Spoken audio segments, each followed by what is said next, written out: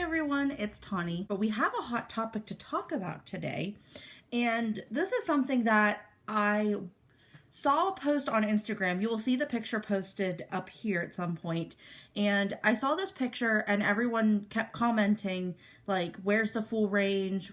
Why are these only white shades? Like, this doesn't look right. And I made the comment that they had put, there was a like white arm, a more medium toned arm, but that was honestly leaning more light to medium, and then there was one that was like medium to dark, or I think it's medium to dark, and then deep would be the deepest one. That seems to sound right. And I was like, why even bother having the deeper arm shade when none of the shades match that person's skin tone color? And it really got me thinking about other brands that have been caught in the same type of, you know, inclusivity battle, and talking about other brands that are not inclusive. If there's any brands I don't talk about, please list them in the comment section below, put them on blast, just kind of keep them accountable for what they've done and what they're not doing, and just kind of like educate them on what we need, you know, what we would like to see, what they need to do.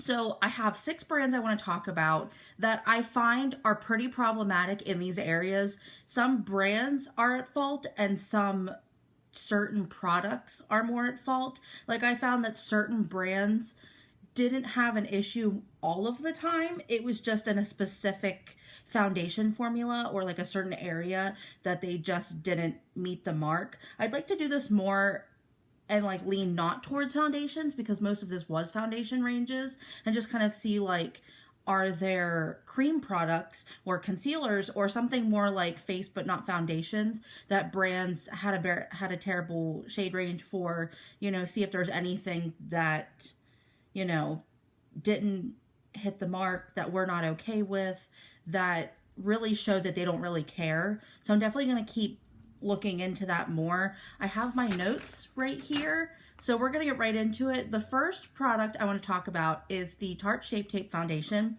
This was the second product I thought of when I was going to do this video.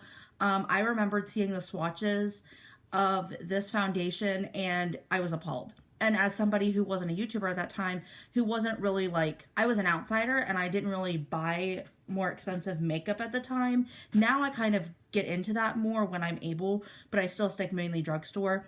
But when this foundation came out, I was surprised. I really knew from the get-go that Tarte was going to be in trouble and that people were not going to be happy with this.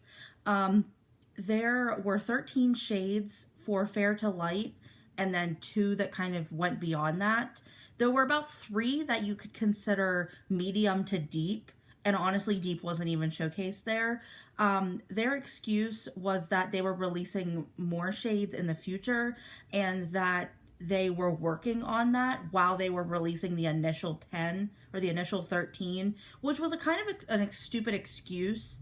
Because, like, why don't you just save up the release and release them all as a whole? Because then you have a bigger demographic of people that will buy this, and it will show people that you really care about them, not that they're a back burner, a second act, you know, a following piece to the initial product. Like, it makes people feel very excluded, and I feel like that's the basic, you know, thought process of this whole video, is people feel excluded. They feel like they're not being included within brands, and that brands don't care about them. And that's a big thing that people want in order to purchase from these brands, not just from the foundations, but from the rest of the brand itself.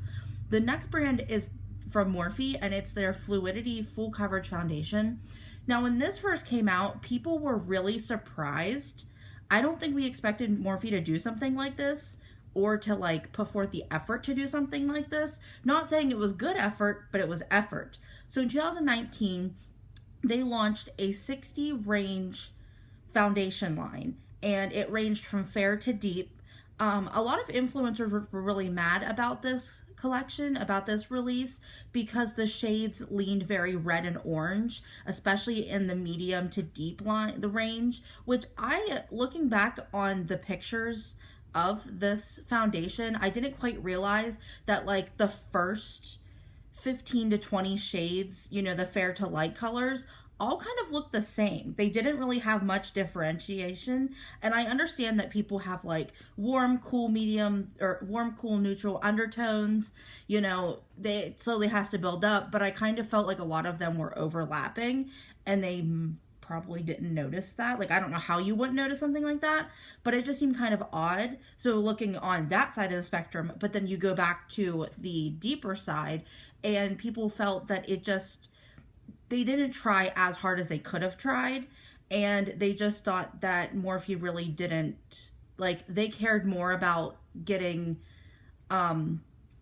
like being talked about for coming out with 60 shades of a foundation rather than actually catering to these people. And there was a comment on a Reddit post that I read that said they had made, I believe it was like 5 posts with people of color up, like leading up to this foundation, and they thought that was kind of like telling of the brand, that just because they can release a foundation that's inclusive with 60 shade ranges, but like 60 shades, but only promote 5 different people of color, even if they were different people, they could have been the same person multiple times, but they just kind of felt like it was more to get the attention for the brand than it was to like do something for people of color. So that kind of really made them mad. And I noticed that a lot of people, when they reviewed the product, aside from all of the drama that happened with like Manny MUA, maybe Laura Lee, I'm not sure if she was involved in that, Nicole Concilio, there was a lot of drama surrounding this foundation and the people who were getting, who had like, not sponsorships, but they had affiliate codes within the brand, you know, use code James for 10% off, those kind of people. They were very supportive of this product to go and get you to buy it and use their code and then get money back from it. So people, you know, were a little leery of that in and of itself. But then a lot of people just said the foundation oxidized too much. So even if you did find a shade that matched you, you could have the chance that it would oxidize and turn orange and go a little bit deeper, or whatever oxidization would do to your skin tone. And they just thought that it wasn't worth the hassle, especially whenever they weren't really putting much effort into the foundation itself. IT Cosmetics have been known for coming out with terrible shade ranges within their CC creams and foundations. A lot of people have mentioned this throughout the years, that they never really try to cater to people with darker skin tones, and they don't really have an excuse for why they haven't done so. They just don't do it, and they don't care. And that's just kind of how things are. In 2018, they released their Bye Bye Foundation line, and there were 12 shades, and it looked like only 3 were like remotely geared toward people of color. It was considered a full coverage foundation, which, if you're not familiar, full coverage foundations tend to lean, like they need to lean closer to your skin tone, because you're putting basically a whole new like color on your face, because it covers everything, that it really needs to match at least your neck. You know what I mean? Like, it needs to look seamless. Whereas with a lighter coverage foundation, or like a skin tint kind of a thing, like a tinted moisturizer, you can get away with having a shade that's kind of sort of close, but not your exact match, because it will tint and kind of adjust, and it's not quite as noticeable as a full coverage foundation. Well, IT Cosmetics didn't seem to know that, or they didn't seem to care about that, and they just didn't really put forth any effort. And a representative of the brand made a statement and said, quote, "Due to the physical only SPF in the product, we're not able to go darker than our deepest shade." And as you can see, their deepest shade is not very deep. And that's kind of upsetting that that was their excuse. I can understand that SPFs tend to mess with the formula, but like, change up the SPF. Take out the SPF.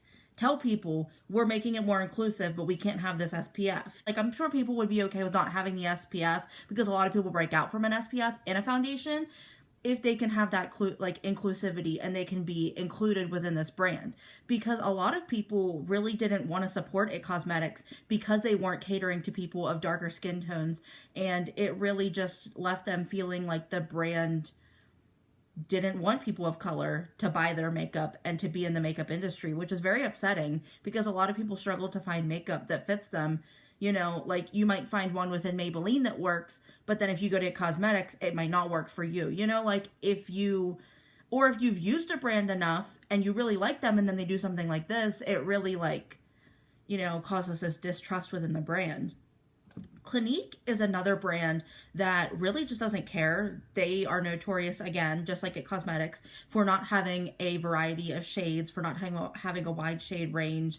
They just don't really put forth any effort into catering to people of color. They came out with the Even Better Clinical Serum Foundation in 42 shades. Now, initially 42 shades sounds great. Just like with the Morphe foundation with 60 shades. You think they would have a lot of variety. The shades came in warm neutral, cool neutral tones. Try saying that 5 times fast. So I feel like they did a good job in that area. But whenever you looked at the 42 shades, there were only 8 shades, give or take, that were considered in the deep to dark, or the dark to deep skin range. And most of them were more like medium. Like whenever I went and looked on their website to see the shade range and to see like, to really see how it was broken down and like the total amount of shades, there weren't a whole lot that were really up in that category. And it was like you have 30 some shades of white and then you have like 8-ish for everyone else, for like medium to deep. And that's not okay. YSL in 2017 released their All Hours foundation that claimed to be waterproof, transfer resistant, last all day, and suit all skin tones.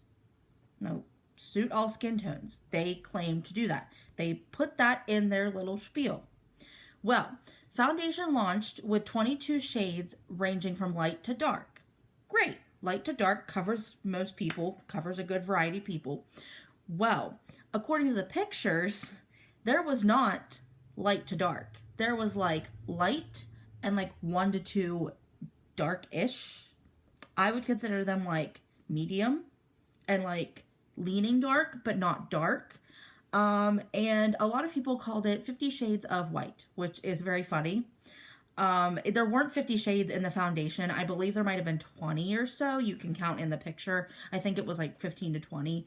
But I've noticed that a lot of luxury brands don't always cater to people of color. If you notice a lot of makeup that's made in Asia and over, China, Korea, places like that, where the skin tone is not quite as deep, they don't go as deep because they cater to the people that, where they make the makeup. A lot of people say that luxury brands like Givenchy, I don't know if I'm pronouncing that right, Gucci, Charlotte Tilbury, more of those like prestigious brands don't cater to deeper skin tones.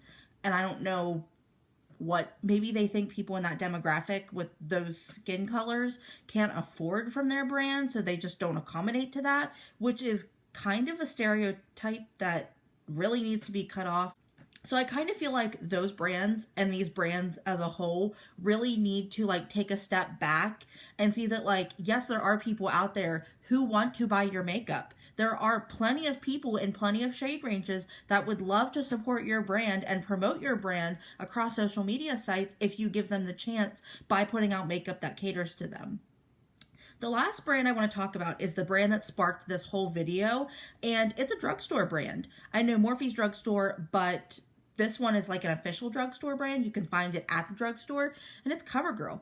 This is the brand that I saw the image of on Instagram where they posted the Simply Ageless and Olay foundation. Now, I'm not sure if it's the one in the pump tube or if it's the one in the jar. I had looked up the shade range for the jar one, which I'm thinking is what they were talking about, but I only saw the picture you see up here, and it has 11 shades with one being somewhat for medium skin tones. It really wasn't that deep. It honestly could have been for like someone with me with a deep tan. You know what I mean? Like who's not considered medium, who's like light to medium, honestly.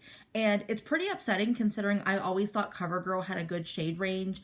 Anytime I've ever used their foundations, like the True Matte foundation, and there's another one that they have that I always felt like there was a good enough shade range that people who were leaning in that side of the shade range, spectrum, me being over here in pale whites and then being over in like the deep to dark, area. I always thought that they had a good variety and a good like section to go off of. And it's kind of upsetting that they would promote this knowing that people are going to hate on it and knowing that it's not a good shade range. Like, why even post this picture? Why not just post a picture of somebody wearing the foundation? And it doesn't have to be somebody of color, because in that way you don't get flack from not having, a shade that matches somebody of color. Like, that really surprised me, especially from a brand that I always thought did a really good job with this. I definitely like to see them do better. I'd like to see all of these brands do better and see them really just put forth some effort, because it's not fair to people of color who can't support these brands. And it's really not fair that they have to really go above and beyond to find makeup that works for them, when somebody like me can just go into a store, pick up a shade, and I know it'll work for me, or I can make it work decently, because people of color aren't able to do that. Like, you can't mix a white and a white and make a black. It doesn't happen. Let me know any brands, any foundations, products you want me to talk about in a future video. I'd love to include those and include your name and give you, shout out, whatever. I hope you guys like this video. It was definitely a really interesting topic to talk about. Thank you for watching. Don't forget to like, share, and subscribe. Ring that notification bell down below so you get notified when I upload any future videos. And I will see you in the next one. Bye.